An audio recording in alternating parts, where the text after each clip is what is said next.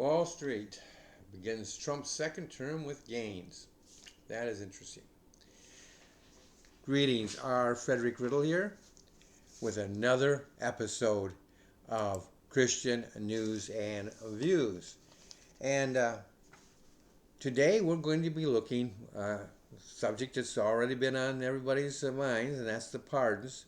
Some 1,500 pardons, and along with in that 1,500, there's not only pardons, but there's commutations of prison sentences. So they've either been commuted or they've been pardoned altogether.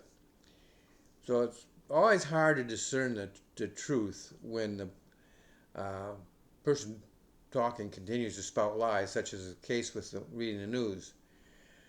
So I'm not going to quote the news so much on this particular subject because there's just too much in there, that innuendo and other things, that their personal opinions being blended in.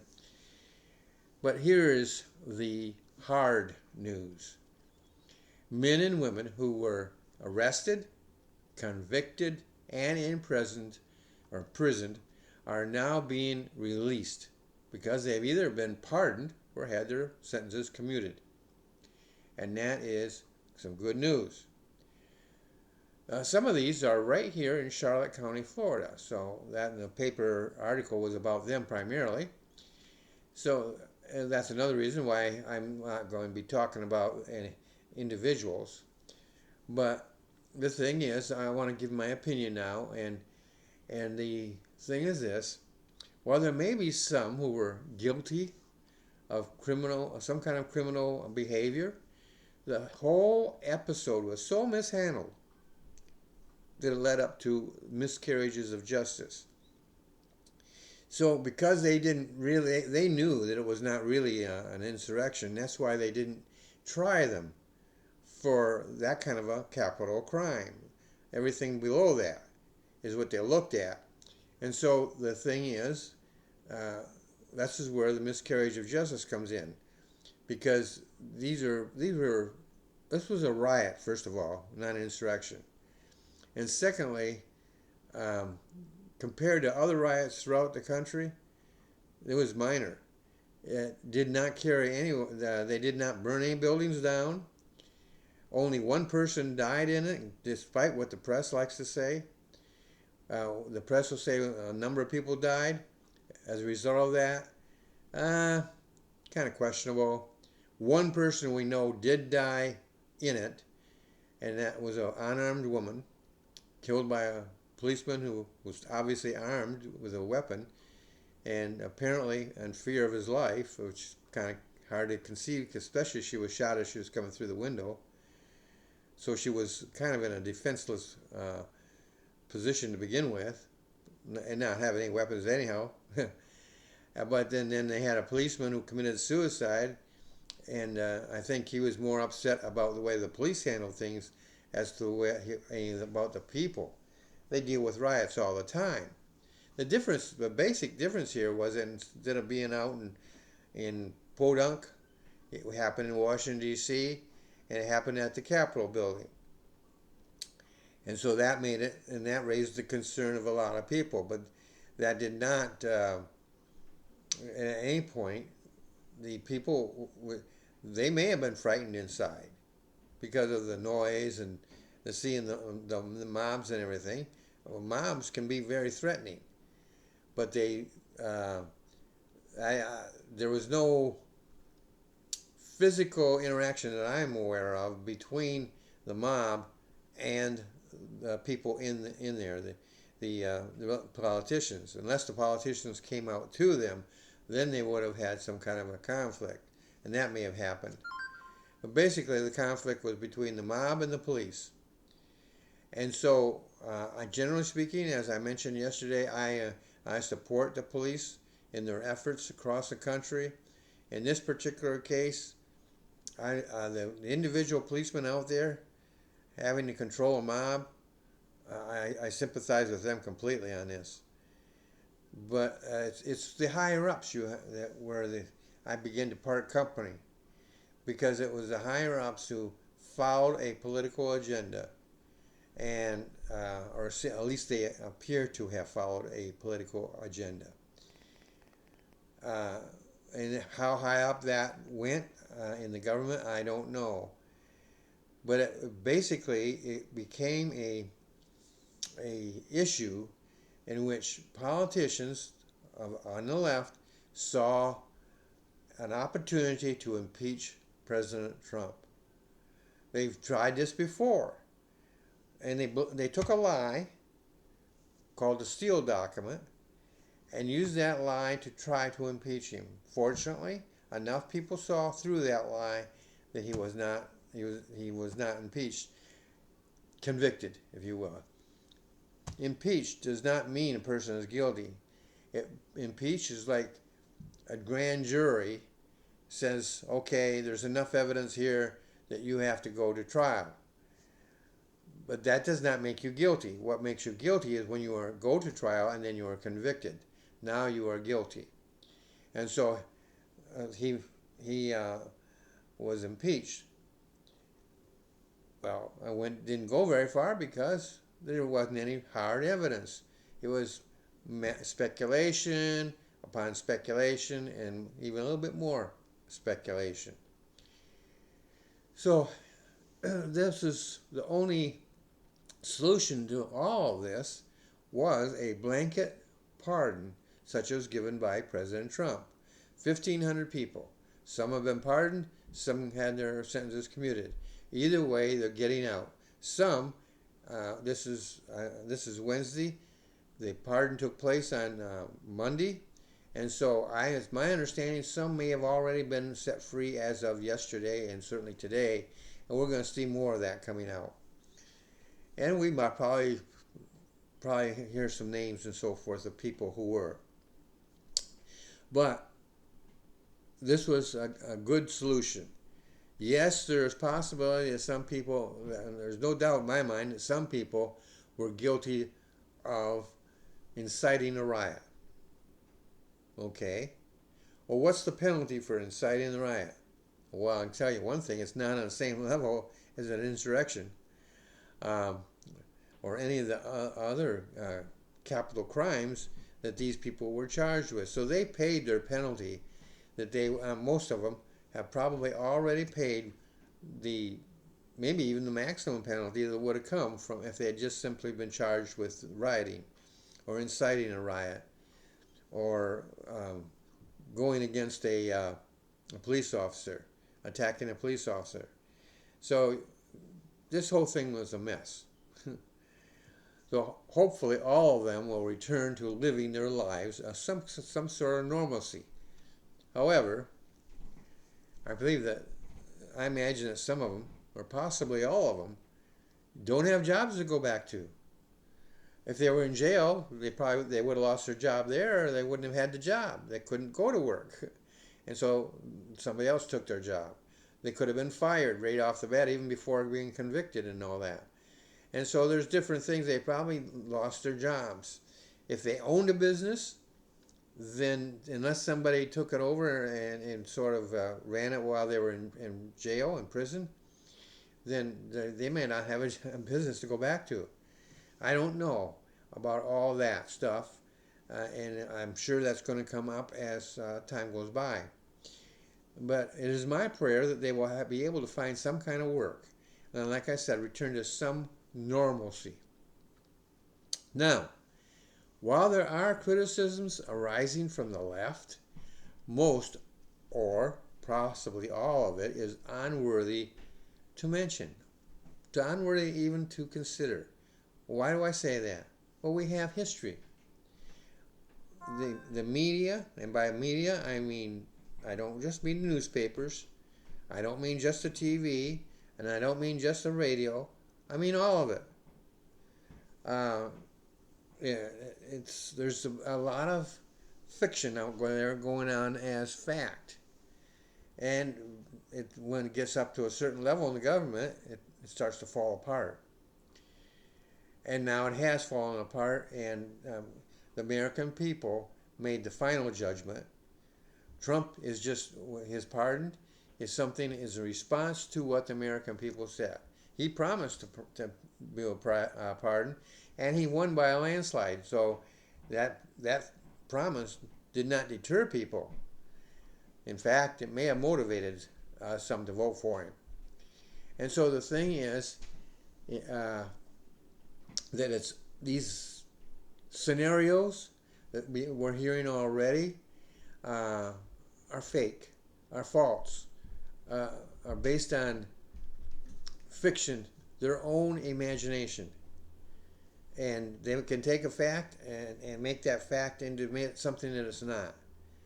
And so, in my opinion, it is time to move on from January 6, 2021, unless you are talking about government officials who are guilty of manipulation of evidence for the purpose of convictions, etc. Now, you might think, well, we should go after those in the press too. Well, good luck with that.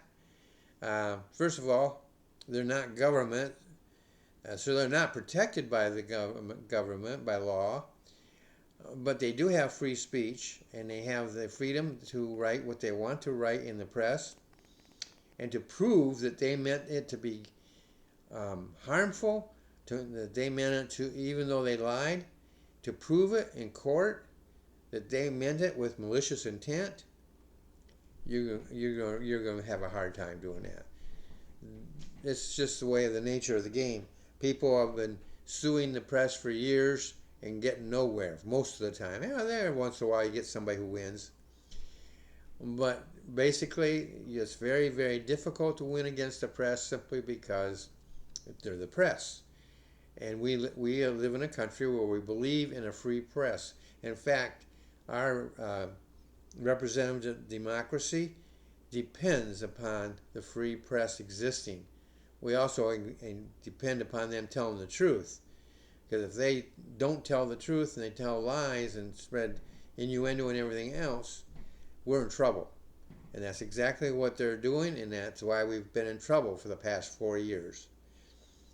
So that is something that I think we need to move on past. Hopefully the press will get the message and straighten it up. Don't really have any expectation of that. I'd love to be proved wrong and see them start. Maybe we never see an apology, but just see some changes in the way they report. One change that I would love to see is them go back to where they separate news from opinion. And so you have your news here and your opinion here, not even on the same page. That's what the editorial page is for. That's for the opinion of the editors. But they also have the letters to editors, and they have columns in which different people can write their columns from the left and right, and those are there, and you see them. So as people are allowed to give their opinion. That's where the reporters should be putting their opinions, not in the article they're writing. I should never know by simply reading the article what the opinion of the reporter is. I should only be knowing the facts. If I want to know the opinion, then I should be able to go to the opinion page and say, oh, okay, that's what they think. Difference. And that's the way it used to be when I was a young man, or at least it seemed to be. And I think most of you would agree with me on that. But that's what I think we should do. We should move on and get back to doing things the way we used to as far as news reporting is concerned. I think the American people can stand that. We need to hear the truth so that we can make wise decisions. So, again, I don't put a lot of high expectations there, but now I put it out there. The next thing I want to talk about are Wall Street gains. While worldwide markets were only making marginal gains, the U.S. stock market rose 538 points, or 1.2%, and the S&P 500 rose 0.9%. Now I'm getting this out of this article right here that I was showing at the beginning. This is where I'm getting my facts from. Fortunately, here there's very little opinion and a lot of facts, so I was able to get and derive those facts out of there. Now, basically, this rise is the from the fear, or it's a reaction to the threat of tariffs on Canada and Mexico, and also possibly European countries. And there was also the threat of against Canada, although that seems to be have been pulled off the table now. And so, not Canada, China, and that seems to have been pulled off the table. So that's the facts as it is now. In my opinion, you're probably going to hear a lot of negative reporting on the effect of these tariffs. But you would be very wise to believe only half of what you hear. Why do I say that? Because the people, for one thing, it's the people who are warning you. Their track record is pretty bad. These are reporters and who have consistently provided a negative viewpoint of things, especially as they relate to Trump. And so I don't know that I would trust any of them. Now, if you go to some stations, they're more conservative than others. But I think you'd be wise just to let most of this, even if it's positive news, you take and you can look at it. You can Google things and get the facts. Now that means even when you're reading the facts, you might have to go in there with a knife and cut away the opinions so that you get just the bare facts. But you have to do some digging on your own. So I think you'd be just wise to listen to only half and maybe even less than that. Stock markets are a barometer of expectations about 6 months out. At least that's what they were when I was in the stock market. I think it's still the same. It may actually be further out than that now, but basically it's 6 months out. But they can and do change during that same time period. So one day you might get the stock market zooming right up and get a bullish market, and then it suddenly goes down. Now you have a bear market, and then back up again, and then down again, and then up again. Sometimes it's gradual like that. Sometimes this way. Sometimes it's gradual like that. But the thing is, you have bear markets and you have bull markets. And for the investor, it tells them when to invest their money. They have their own strategies on that. But for you and for me, looking at it, it's a barometer of expectations. A barometer that not all that accurate. It's just an expectation. And it can change, and it does change regularly. It can change daily. It can actually change within one day, the same day. That said, it is positive news. From a Christian worldview, I would look at it rather favorably, the news right now that has come out. It may signify nothing at all as far as long range goes. Or it may be the beginning of something good. I tend to favor the latter because despite the negativity of the press, it looks like most Americans are cautiously optimistic. They are wary of possible bumps in the road because of the negativity, but are looking through the haze thrown up by the liberal media, and they are seeing glimmers of hope. This hope is based a lot on the Trump getting back into office. Excuse me.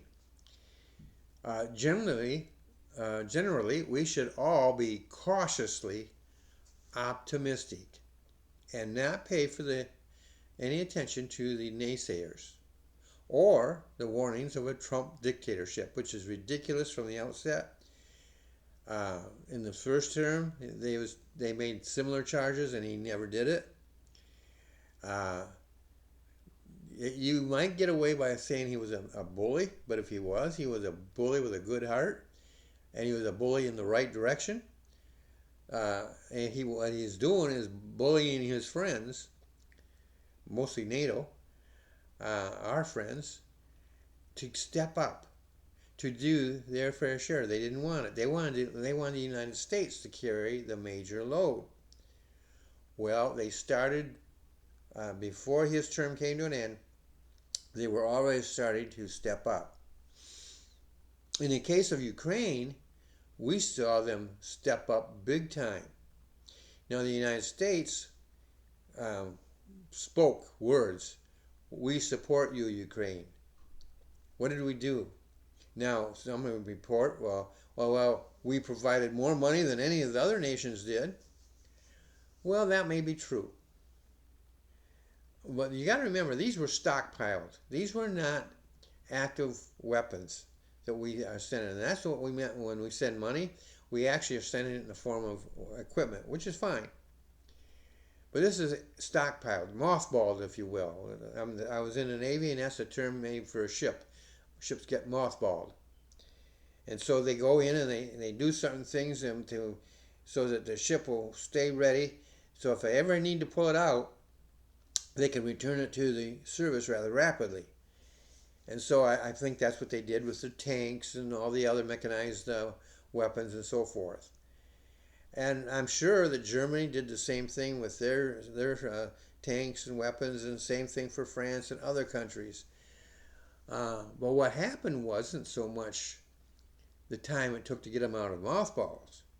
That does take some time. But it was what I call slow walking.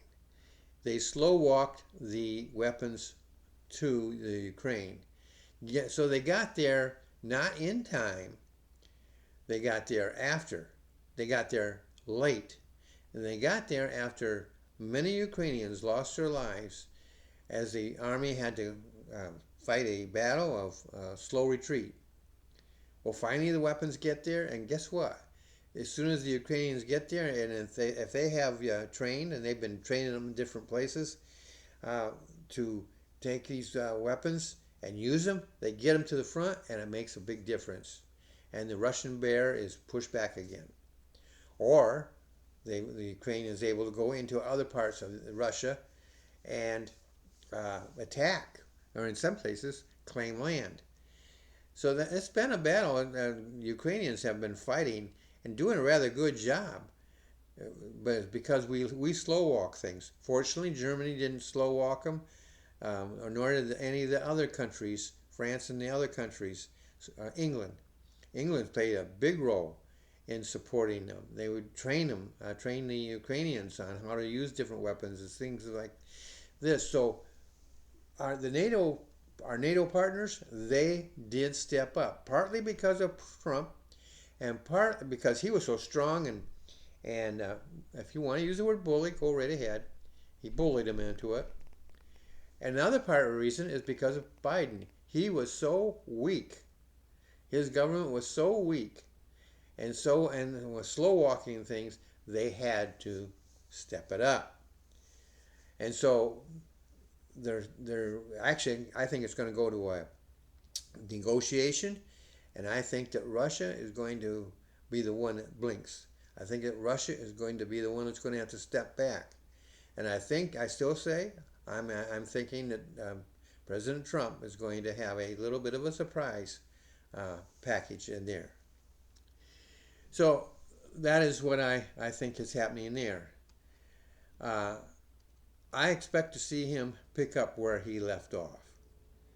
And that is an expectation I think that most of you who voted for him also expect. So, have you liked today's reports? Have you liked the way I report things and I separate the news from the opinions?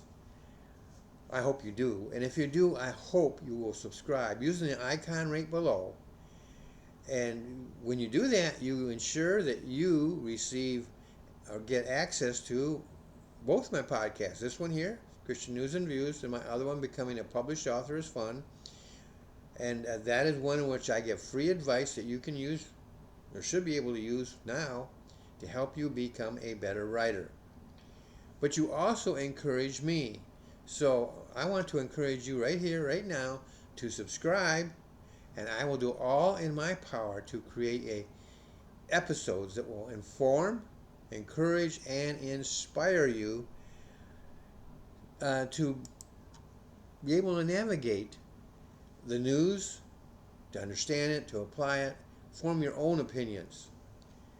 And I hope that that is something that you enjoy here. I'm looking forward to doing the next episode, and I will see you there. You have a great day.